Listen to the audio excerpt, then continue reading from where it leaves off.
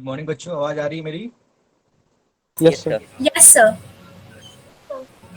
Yes sir. So कितने बच्चे admit हो गए अभी तक? 49 मींस 48। ओके। सो आज हम सेकेंड चैप्टर शुरू करेंगे। ओके। फर्स्ट चैप्टर मुझे लगता है पूरा हो गया होगा आपका, आपने सारे न्यूमेरिकल्स भी लगा लिए होंगे। सॉरी। तो फर्स्ट चैप्टर में किसी को कोई कंफ्यूजन या किसी को कोई दिक्कत हो तो आप मुझसे पूछ सकते हैं।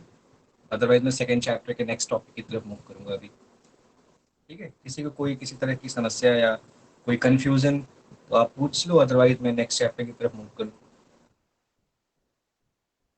है किसी को कोई प्रॉब्लम?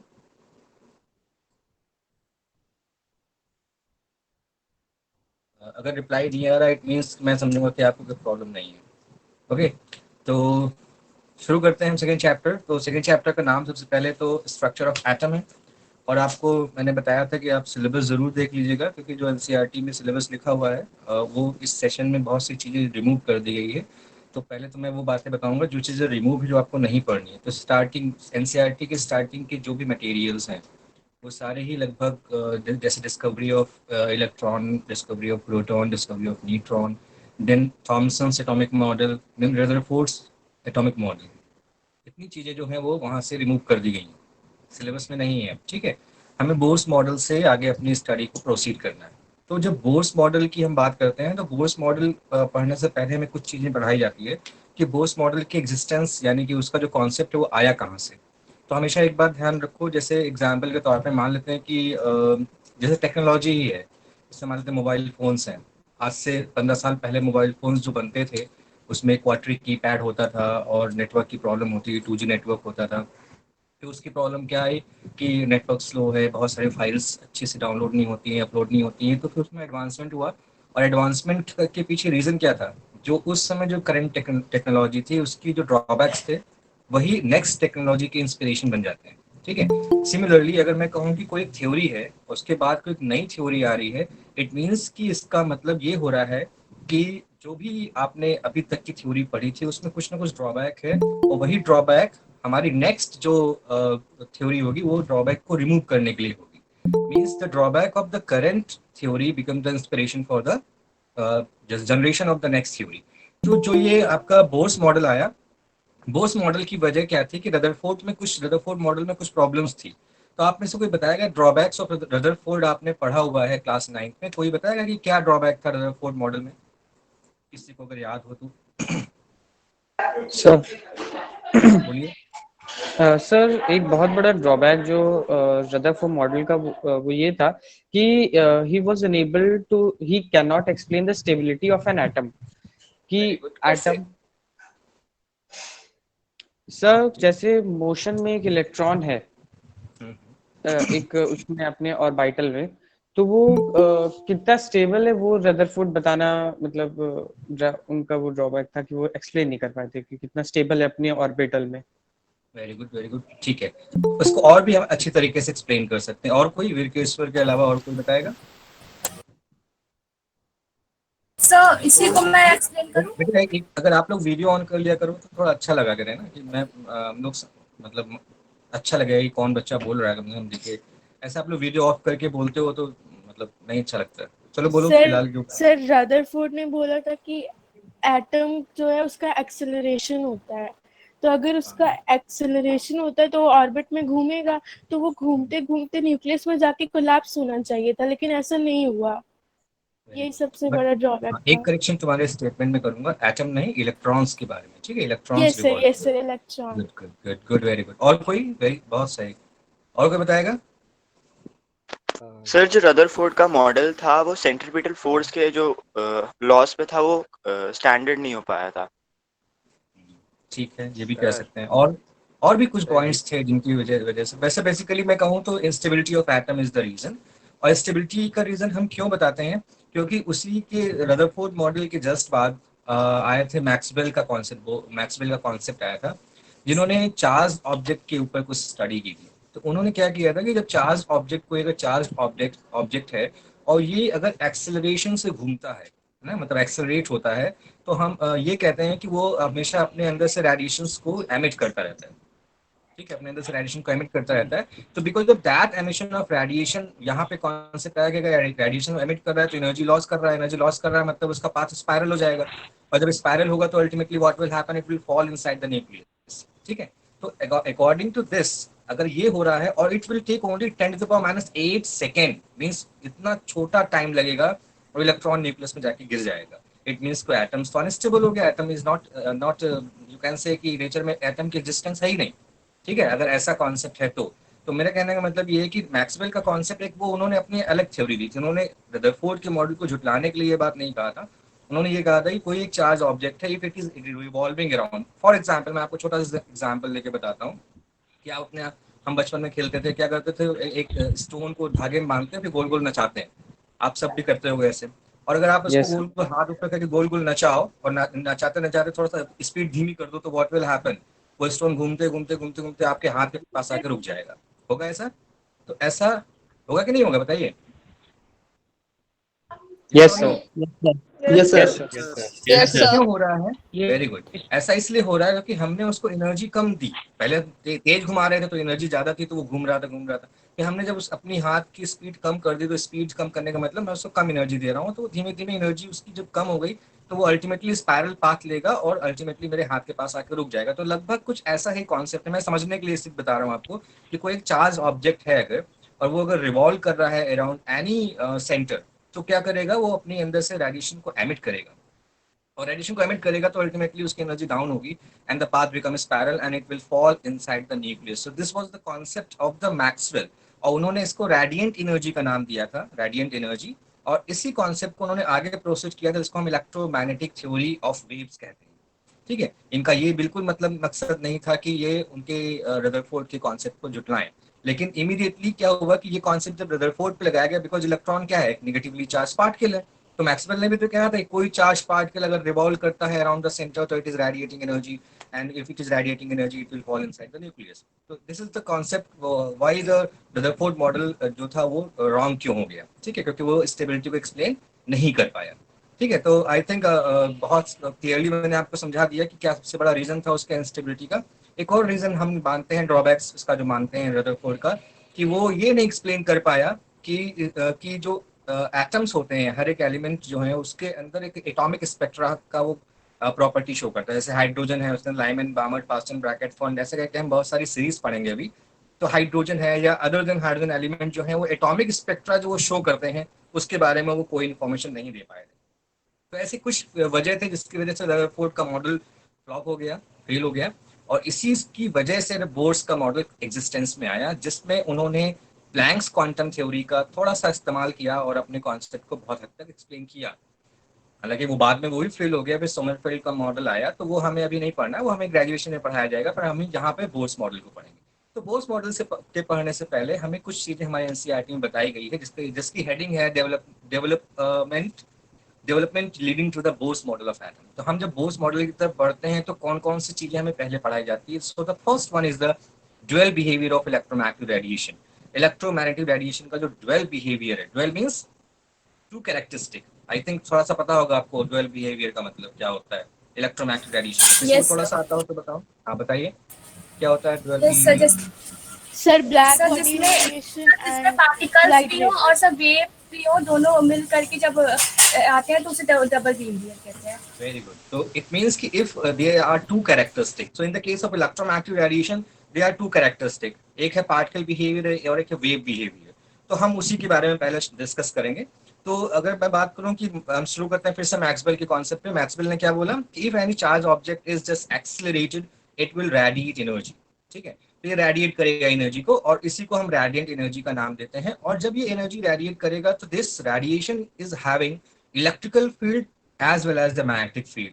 ओके, तो टोटल हमारे पास अब तीन चीजें हो गई, एक इलेक्ट्रिक फील्ड हो गई, एक मैग्नेटिक फील्ड हो गई, और एक जो एनर्जी निकल रही है उसका डायरेक्शन ऑफ प्रोपगेशन हो गया, वो किस डायरेक्शन में जा रही है। ओके, तो जब हम ये कहते हैं कि अगर कोई एक रेडिएशन है उसके पास इलेक्ट्रिकल फील्ड भी है, मैग्नेटिक फील्ड भी है, तो हम इसको बोलते हैं इलेक्ट्रोमैग्नेटिक रेडिएशन। तो ये जो वर्ड आया है इलेक्ट्रोमैग्नेटिक रेडिएशन, ये दोनों फील्ड की वजह से आया है कि the radiation which is having electrical field as well as the magnetic field it is electromagnetic radiation. I think the concept is clear. ठीक है, इलेक्ट्रोमैग्नेटिक रेडिएशन समझ में आया? ऐसा रेडिएशन जिसके पास इलेक्ट्रिकल फील्ड भी हो, मैग्नेटिक फील्ड भी हो। तो जब भी किसी चार्ज ऑब्जेक्ट को हम एक्सेलरेट करते हैं तो उसके अंदर से इलेक्ट्रिकल फील्ड और मैग्नेटिक फील्ड दोनों ही जनरेट होती है। तो ये एक छोटा सा इलेक्ट्रोमैग्नेटिक रेडिएशन का डेफिनेशन हुआ। और उसके बाद इलेक्ट्रोमैग्नेटिक रेडिएशन के बाद उसमें हम बहुत सारी और भी चीजें पढ़ते हैं। तो अभी जो हमारा जो जो क्लासिकल कॉन्सेप्ट था वो ये कहता था कि जो जो रेडिएशन है वो रेडिएशन वो हम उसको वेव के जैसे मानते हैं। ठीक है, मतलब उसका कैरेक्टरिस्टिक वेव कैरेक्टरिस्टिक है। अभी हम पार्टिकल कैरेक्टरिस्टिक की तरफ नहीं जा रहे हैं, अभी हम वेव कैरेक्टरिस्टिक को पढ़ रहे हैं। तो पहले जो वेव कैरेक्टरिस्टिक को पढ़ेंगे तो वेव्स के बारे में आप जानते हो कि क्रस्ट बनते हैं, ट्रफ्स बनते हैं, क्रस्ट बनते हैं, ट्रफ्स बनते हैं, ऐसे करके। ठीक है, तो हम अभी उसके लिए मैं आपको अपने व्हाइट बोर्ड की तरफ लेके चलता हूँ, फिर आपको समझाता हूँ कि कैसे वेव्स को हम कैसे समझेंगे। ओके, तो बस वेट फॉर वाइल, मैं आपको व्हाइट बोर्ड की तरफ लेके चल रहा हूँ।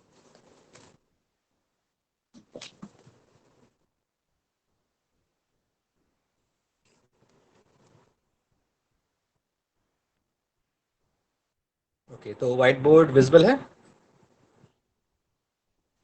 Yes sir. Yes sir. तो जब हम वेव्स की बात करते हैं, इलेक्ट्रोमैग्नेटिक रेडिएशन जो मैंने बोला है, तो वेव्स जैसे मान लेते हैं कि आप मैथ्स में पढ़ते होगे, इस तरीके से कुछ वेव्स बनाई जाती है, फिजिक्स में बनाई जाती है। ठीक है, तो ये जो स्ट्रक्चर में बना के दिखा रहा हूँ आपको, सॉरी लूज हो गया थोड़ा, अभी क्लियर है? तो ये एक वेव है। ठीक है, इस तरीके से चलती जाएगी, इस तरीके से आगे बढ़ती जाएगी। ठीक है, इस तरीके से इसको आप आगे बढ़ाते जाओगे। और ये एक वेव है, इसलिए आपको क्रस्ट और ट्रफ्ट का ध्यान रखना है। क्रस्ट एंड ट्रफ्ट, क्रस्ट ऊपर की तरफ जो आपको पीक्स दिख रहे हैं और नीचे की तरफ जो दिख रहा है वो ट्रफ्ट होंगे। ठीक है, तो इस तरीके से एक वेव है। अब इलेक्ट्रोमैग्नेटिक रेडिएशन में कुछ टर्मिनोलॉजी है जो आपको ध्यान में रखनी है। ये क्या है? क्रस्ट है, और ये क्या है? ट्रफ है। ठीक है, तो एक क्रस्ट से लेके दूसरे क्रस्ट की जो डिस्टेंस है उसको हम लैम्डा मींस वेवलेंथ बोलते हैं। क्या बोलेंगे इसको हम? वेवलेंथ। ठीक है, टू कंसेक्यूटिव क्रस्ट और टू कंसेक्यूटिव ट्रफ, इसके बीच की जो डिस्टेंस है उसको हम बोलेंगे वेवलेंथ। इसको हम क्या बोलेंगे? Wavelength.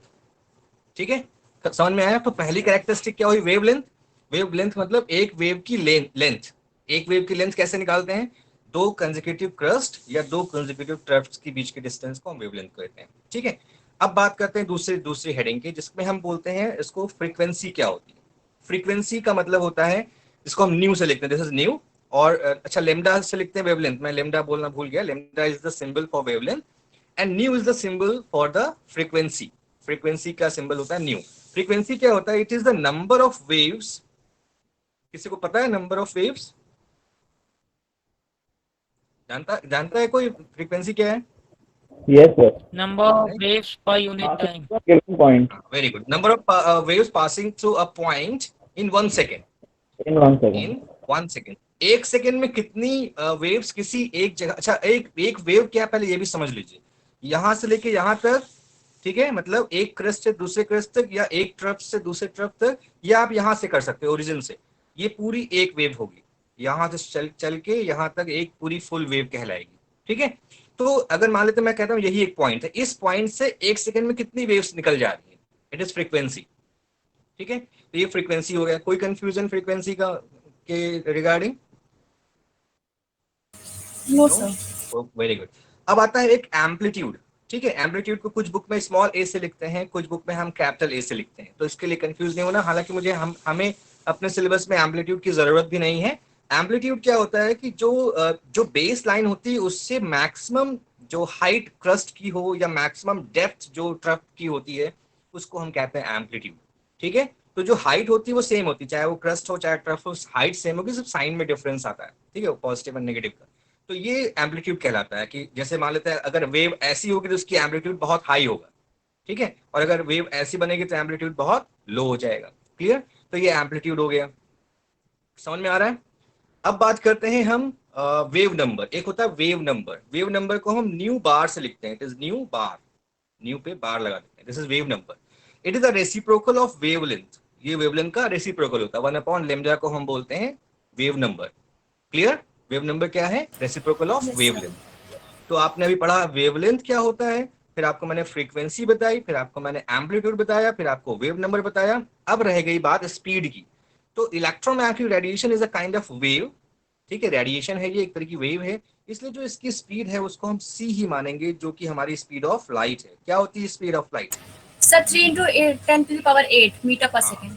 Very good, 3 into 10 to the power 8 metre per second, this is the speed of light, ये लाइट की स्पीड है। ओके, अब ये तो हो गया पूरी वेव की स्टडी, कोई कंफ्यूजन हो इसमें तो बताइए, समझ में आ गया वेव क्या है?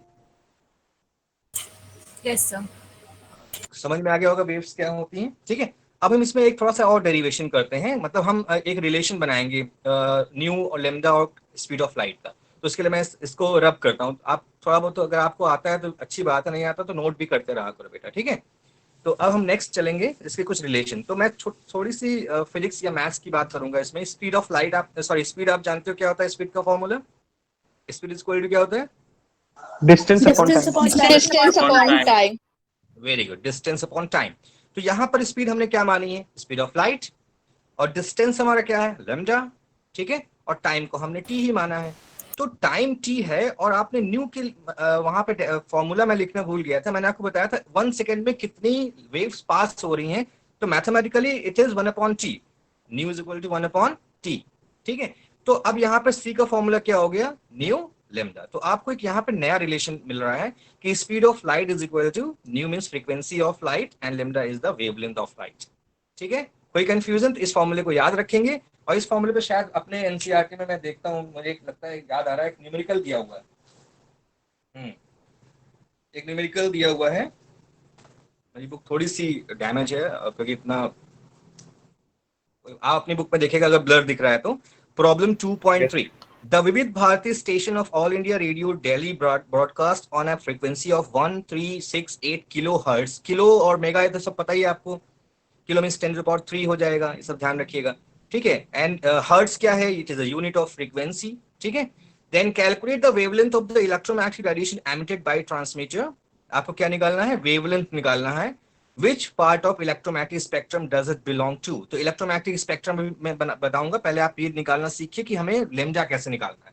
तो स्पीड ऑफ लाइट तो आप जानते ही हो क्या होती है, 3 × 10⁸ मीटर पर सेकेंड होती है, यूनिट हम लास्ट में लिख लेंगे, ठीक है। और आपको फ्रीक्वेंसी दी गई है 1368 किलो हर्ट्ज मीन्स 10⁻³ हर्ट्ज, ठीक है। हर्ट्ज मीन्स पर सेकेंड, ठीक है। तो यानी कि यहाँ मीटर पर सेकंड था, यहाँ पर सेकंड सेकंड कैंसिल आउट हो जाएगा, तो ये चीज हमको यहाँ पे लिखने की जरूरत नहीं पड़ेगी, और बच गया लेमडा। तो लेमडा आप आसानी से निकाल लोगे, इसको इधर भेजिएगा और लेमडा इसको सॉल्व कर लीजिएगा। तो इस तरीके से हम वेवलेंथ निकाल सकते हैं, ठीक है। कोई कंफ्यूजन हो तो अभी पूछ सकते हो। तो इस तरीके से हमने एक न्यूमेरिकल का सोल्यूशन करना सीखा। अब हम बात करते हैं इलेक्ट्रोमैग्नेटिक रेडिएशन से कुछ प्रॉपर्टीज की। ये तो हमने वेव्स के बारे में बताया। इलेक्ट्रोमैग्नेटिक रेडिएशन में हमने शुरुआत में कुछ पॉइंट्स आपको बताए थे। पहला पॉइंट मैंने क्या बताया था कि इसके अंदर इलेक्ट्रिकल फील्ड भी होती है, इलेक्ट्रिकल एंड मैग्नेटिक फील्ड दोनों ही होगी, और दोनों ही कैसी होंगी? एक दूसरे के परपेंडिकुलर होगी, ठीक है। तो यहाँ पे टोटल मिला के आपके पास 3 चीजें हैं, 3 एक्सेस आप जानते हो, 3 एक्सेस। एक्स एक्सिस मैं अलग अलग पेन से इसको बनाने की कोशिश करता हूँ, ठीक है। पहले एक एक्सेस ये हो गई मान लेते हैं, दूसरी एक्सेस ये हो गई, और तीसरी एक्सेस आपकी हो गई ये, ठीक है। तो अगर मैं कहूँ कि कोई एक वेव है जो ट्रेवल कर रही है ना, तो उसके अंदर 2 तरह की फील्ड हो गई। एक तो मान लेते हैं इलेक्ट्रिकल फील्ड ऐसे चल रही है, ठीक है। उसी तरह से मैग्नेटिक फील्ड जब चलेगी तो उसको हम ऊपर से बना के दिखा देते हैं कि यहाँ से चल रही है, इस तरीके से चलेगी, ठीक है। और तीसरा जो डायरेक्शन होगा वो उसका प्रोपगेशन का डायरेक्शन हो जाएगा, मतलब जिस तरफ रेडिएशन मूव कर रही है। तो टोटल हमारे पास 3 एक्सेस हैं, x axes, y axes and z axes, और तीनों ही एक्सेस के लिए हमारे पास डायरेक्शंस अवेलेबल हैं कि एक एक्सेस पे अगर इलेक्ट्रिकल फील्ड चलती है, दूसरी एक्सेस पे मैग्नेटिक फील्ड चलेगी, और तीसरी एक्सेस पे उसका डायरेक्शन ऑफ प्रोपगेशन हो जाएगा। तो ये होता है concept behind the electromagnetic radiation, कि ऐसा रेडिएशन जिसके अंदर इलेक्ट्रिकल और मैग्नेटिक फील्ड भी हो और उसके साथ साथ उसका डायरेक्शन ऑफ प्रोपगेशन भी हो, ठीक है। तो इस तरह से तीनों एक्सेस पे हमने अलॉटमेंट कर दिया। एक एक्सेस पे इलेक्ट्रिकल फील्ड को चला देते हैं, एक एक्सेस पे हम मैग्नेटिक फील्ड को बताते हैं, और तीसरी एक्सेस को कहते हैं it is the direction of propagation. Propagation मतलब आगे जाने का डायरेक्शन, ठीक है। दूसरा पॉइंट इसमें ये कहा जाता है, सेकंड पॉइंट कहता है कि जिस तरीके से साउंड वेव्स को ट्रेवल करने के लिए मीडियम चाहिए, तो इसको कोई मीडियम की जरूरत नहीं पड़ती है। ठीक है, electromagnetic radiation doesn't require any kind of medium.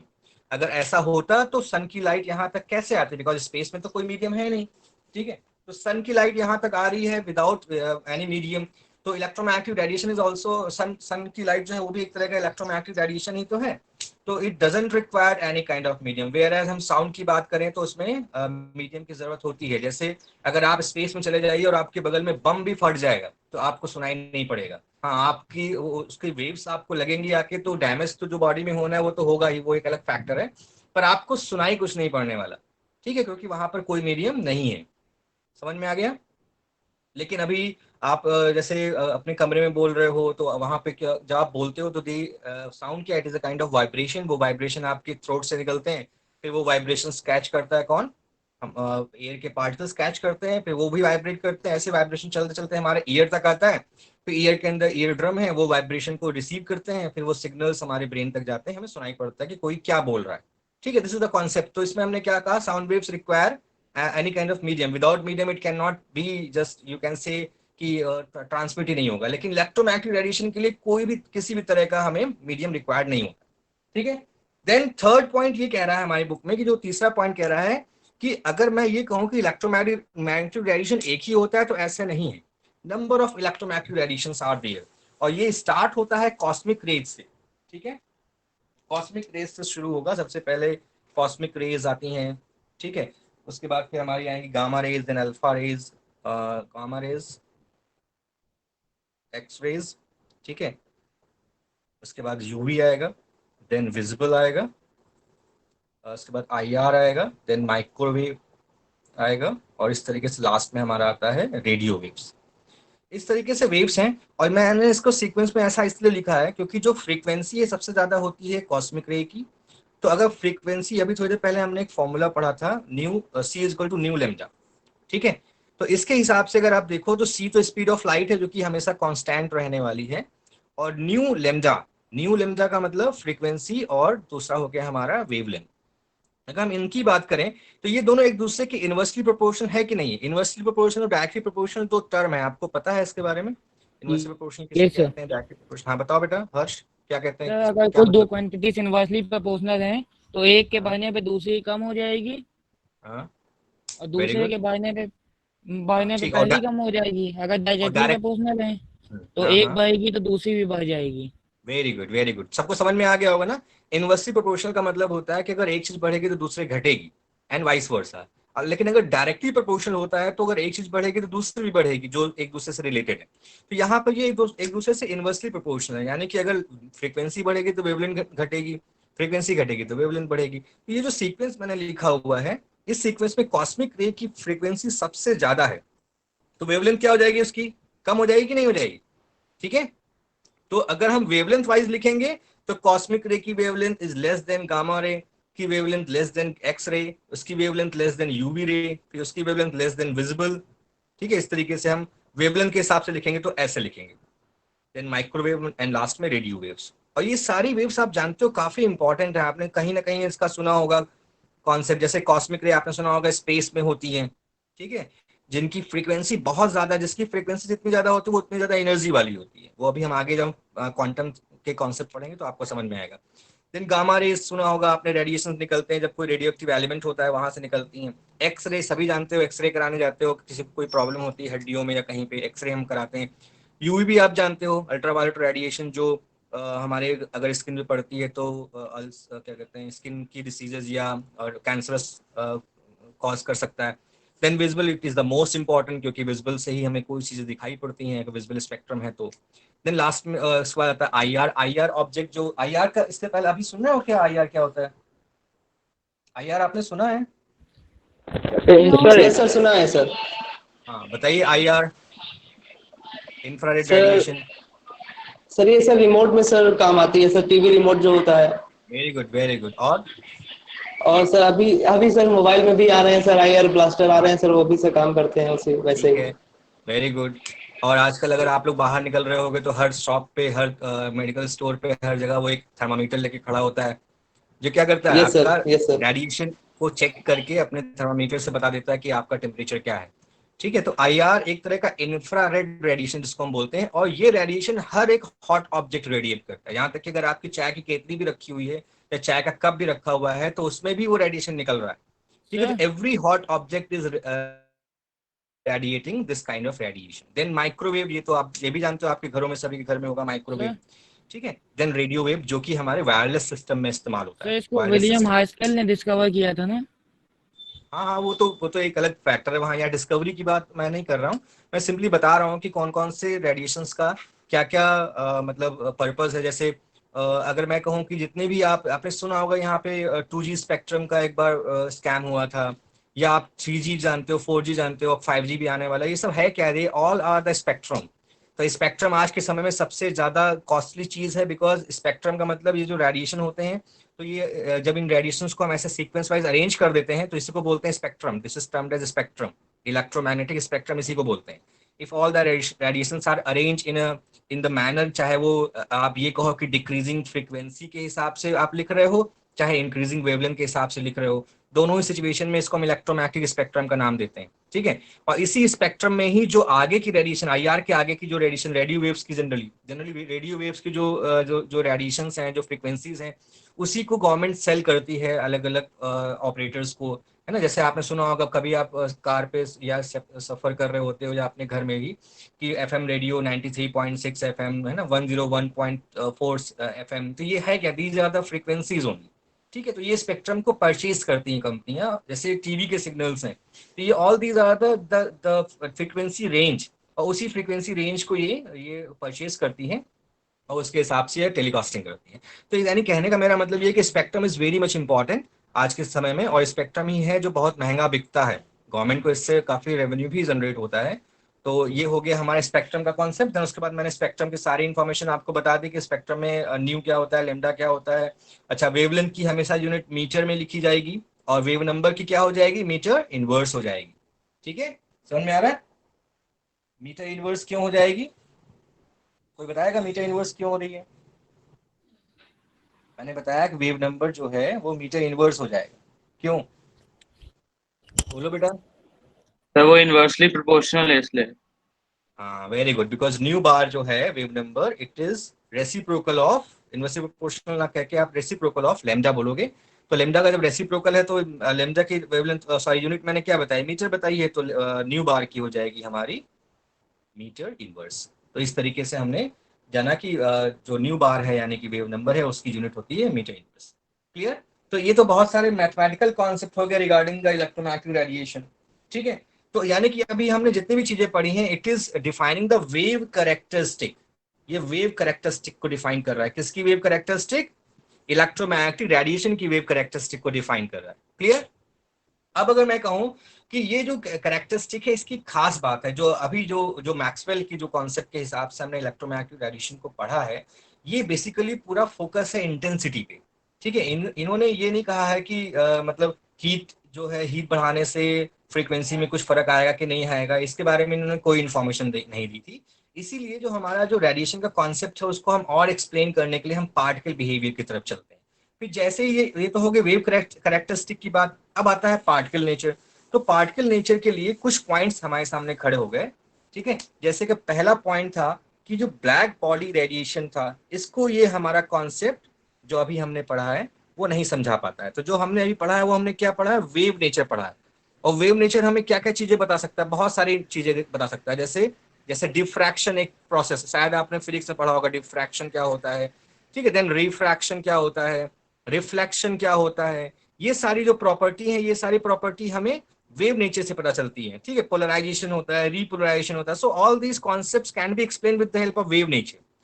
लेकिन अगर मैं कहूँ कि ब्लैक बॉडी रेडिएशन, ठीक है, देन अभी फोटो इलेक्ट्रिक इजेक्शन, ये सब हम डिटेल में पढ़ेंगे। फोटो इलेक्ट्रिक इजेक्शन, ठीक है, ये हो गया photo electric ejection. And third हो गया हमारा हीट कैपेसिटी जो है। हीट कैपेसिटी भी हमारा आएगा थर्मोडायनेमिक्स में। Heat capacity is the function of temperature, is a function of temperature, means if you are increasing the temperature then what is happening with the heat capacity। ठीक है, इस तरीके से बहुत सारे कॉन्सेप्ट थे जिसको हमारा जो वेव कैरेक्टर था वो डिफाइन नहीं कर पा रहा था। ठीक है, तो इस तरीके से हमने देखा कि ब्लैक बॉडी रेडिएशन को डिफाइन नहीं कर पा रहे हैं, वेव कैरेक्टरिस्टिक से फोटो इलेक्ट्रिक इजेक्शन को डिफाइन नहीं कर पा रहे हैं, heat capacity is the function of temperature नहीं डिफाइन कर पा रहे हैं, और लाइन स्पेक्ट्रम जो शो करते हैं हाइड्रोजन या हाइड्रोजन लाइक एलिमेंट या और भी दूसरे एलिमेंट, इसको भी हमारा जो वेव नेचर वो एक्सप्लेन नहीं कर पा रहा। तो इसकी अब डिटेल स्टडी की गई, और डिटेल स्टडी करने के लिए मैक्स प्लैंक सबसे इंपॉर्टेंट है, जिन्होंने इस पर बहुत सारा काम किया 1900 में। 19th सेंचुरी की जो स्टार्टिंग थी, अगर मैं कहूँ 19th सेंचुरी की अगर मैं बात करूँ तो 1900 ईयर जो था उसमें सबसे ज्यादा इस पे काम हुआ। देन 1905 में आइंस्टाइन ने इस पे बहुत सारा काम किया, और अल्टीमेटली वहां से हमारा dual behaviour of electromagnetic radiation का कॉन्सेप्ट शुरू हुआ। ठीक है, तो हम ब्लैक बॉडी रेडिएशन की बात करेंगे। तो ब्लैक बॉडी रेडिएशन, अगर किसी को कोई कंफ्यूजन हो बेटा मुझे रोक के आप पूछ सकते हो कि सर ये ऐसा समझ नहीं आया, फिर से बता दीजिए। ठीक है, तो मैं आपको बता दूंगा दोबारा से। किसी को कोई कंफ्यूजन हो तो पूछ सकता है अभी।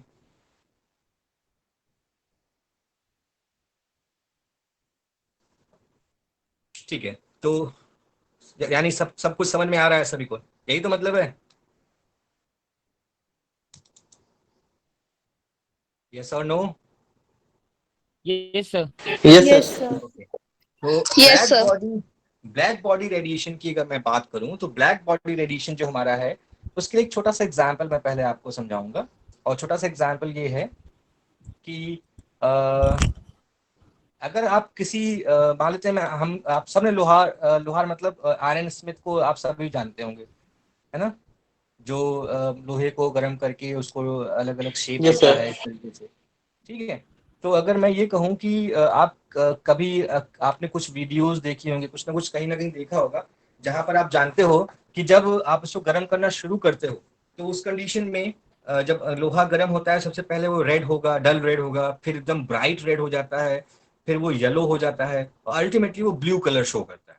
ठीक है, तो ये जो कॉन्सेप्ट है, मैंने कहा कि सबसे पहले वो रेड होगा, पहले डल रेड होगा, फिर डार्क रेड होता है, उसके बाद फिर येलो होता है, और फिर उसके बाद ब्लू हो जाता है जब हम उसको गर्म करना शुरू करते हैं।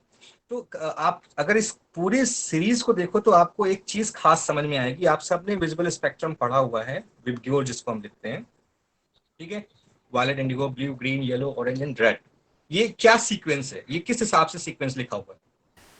सब वेवलेंथ के हिसाब से कलर के, मतलब वेवलेंथ इधर से इधर बढ़ रही है, ठीक है, या फ्रीक्वेंसी इधर घट रही है। ठीक है, या फिर मैं उल्टा कहूं तो इधर से इधर इसकी फ्रीक्वेंसी बढ़ रही है, फ्रीक्वेंसी जो होगी वो इंक्रीज कर रही है, जो मैंने अभी रे बनाई है, इधर से इधर फ्रीक्वेंसी बढ़ रही है। ठीक है, तो इसके हिसाब से पहले रेड था, फिर येलो हुआ, फिर ब्लू हुआ। क्या मतलब है इसका मतलब फ्रीक्वेंसी लगातार जो रेडिएशन एमिट हो रहा है उसकी फ्रीक्वेंसी लगातार बढ़ती जा रही है, यही तो मतलब हुआ, इंक्रीज हो रही है। Yes sir.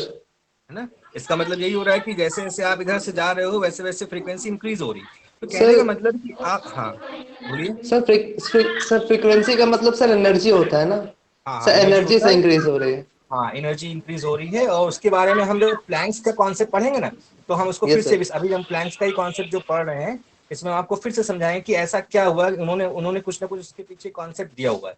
ठीक है, ओके सर। तो जैसे कि मैं कहूं कि आपने उसको आयरन को हीट करना शुरू किया तो पहले रेड हुआ, फिर येलो हुआ, फिर ब्लू हुआ। ये क्या रिप्रेजेंट कर रहा है कि as you are increasing the temperature the frequency जो है वो it is shifting the radiant energy जो थी उसकी फ्रीक्वेंसी लो, हायर फ्रीक्वेंसी की तरफ वो शिफ्ट हो रहा है, मींस वेवलेंथ उसकी लो होती जा रही है। तो फ्रीक्वेंसी जब हायर शिफ्ट हो रहा है इट मींस इंटेंसिटी का तो यहाँ कोई बात उन्होंने की ही नहीं, क्योंकि अभी तक हम जो इलेक्ट्रोमैग्नेटिक थ्योरी पढ़ रहे थे जो वेव कैरेक्टरिस्टिक को बता रहा था वहां पर बेसिकली हम इंटेंसिटी पे फोकस कर रहे थे कि इंटेंसिटी जितनी ज्यादा होगी उसके हिसाब से हम सारे के सारे स्पेक्ट्रम की कैरेक्टरिस्टिक को समझाते हैं। और यहाँ पर हमने देखा कि it is not depending on the intensity, it is depending on the frequency. As you are increasing the temperature the frequency is change. ठीक है, उसीलिए आपकी बुक में एक ग्राफ बना हुआ है, अगर इस ग्राफ को देखो 2.8, दिस इज द ग्राफ जो यहाँ बना हुआ है। और इसमें देखो दो अलग अलग टेम्परेचर है। बेटा किसी का माइक ऑन है, उसकी आवाज आ रही है। हर्ष माइक ऑफ कर लो बेटा, अभी जब बोलना तब ठीक है ऑन करना। तो देखो T2 is greater than T1 लिखा हुआ है, आपको अपनी बुक में देखना, अगर यहाँ ब्लर दिख रहा है तो यहाँ पर अपनी बुक में देख लीजिएगा। T2 is greater than T1, this is the temperature. वहां पर T2 की टेम्परेचर हाई है और T1 का टेम्परेचर लो है।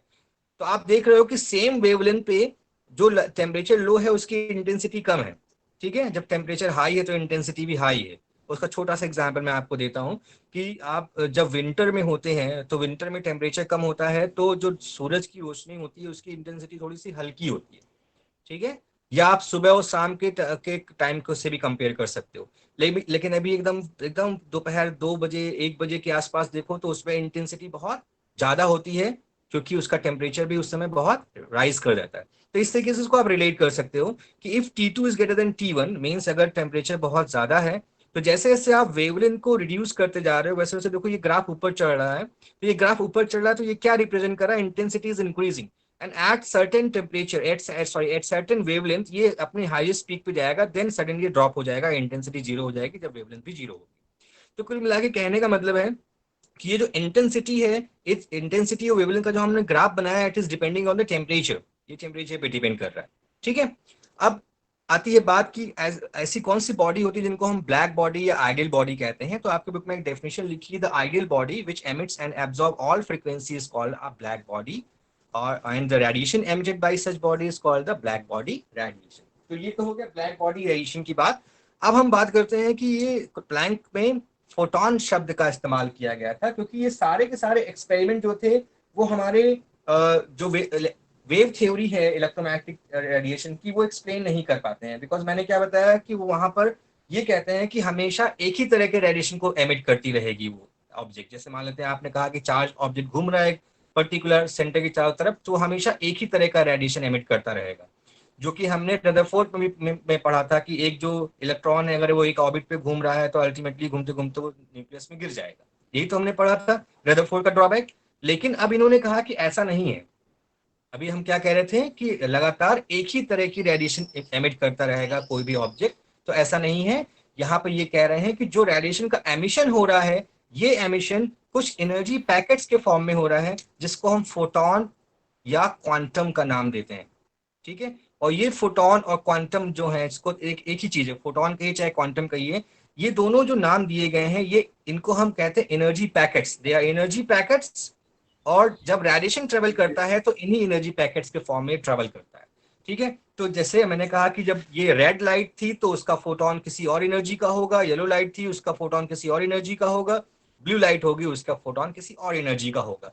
जबकि वेव थ्योरी क्या कहती थी कि जब कोई ऑब्जेक्ट रेडिएशन एमिट करता है तो वो कंटिन्यूअस एमिशन करता है, मतलब उसका जो रेडिएशन होगा वो सेम मतलब प्रॉपर्टी का होगा और एक ही इंटेंसिटी के साथ हमेशा वो ग्लो करता रहेगा। जबकि यहाँ पे हमने क्या देखा कि पहले रेड हुआ फिर येलो हुआ फिर ब्लू हुआ, इसका मतलब लगातार उसकी फ्रीक्वेंसी चेंज होती जा रही है, इसका मतलब उसकी एनर्जी बदलती जा रही है। ठीक है, तो जो एमिशन हो रहा है उसकी एनर्जी लगातार चेंज होती जा रही है। इसी बेसिस पे हम कहते हैं कि एक नया टर्म हमारे हमारे स्टडी में आया है जिसको हम बोलते हैं फोटोन या क्वांटम। और इसको इन्होंने बताया कि इसकी जब हमको एनर्जी निकालनी होगी तो energy is completely depending on the frequency of that radiation. तो इसका फॉर्मूला हुआ E is equal to h nu, जो कि मैक्स प्लैंक ने इसको डिराइव किया। और यहाँ पर एच ई क्या है, it is the energy of radiation, new is the frequency of that radiation and H is the Planck's constant जिसकी एक फिक्स वैल्यू है। एच की वैल्यू होती है 6.3626 into 10⁻⁻34 joule second. This is the value of Planck's constant. ये सब आपको book में मिल जाएगा, आप देख लीजिएगा। तो E is equal to h nu, this is the energy of photon. Clear? कोई कंफ्यूजन हो तो आप पूछ सकते हो। समझ में आ गया आपको? Yes sir. ठीक है, तो अभी मैं आपको फिर से वापस अपने क्योंकि इससे ज्यादा अभी नहीं पढ़ाऊंगा, ज्यादा पढ़ाने पे फिर कॉन्सेप्ट ज्यादा क्लियर नहीं होंगे, तो थोड़ी सी बात कर लेते हैं। कुछ समझ में आ गया इलेक्ट्रोमैग्नेटिक रेडिएशन क्या था, वेव थ्योरी क्या थी, वेव के कॉन्सेप्ट्स में बहुत सारे कॉन्सेप्ट आपने पढ़े और ब्लैक बॉडी रेडिएशन पढ़ा।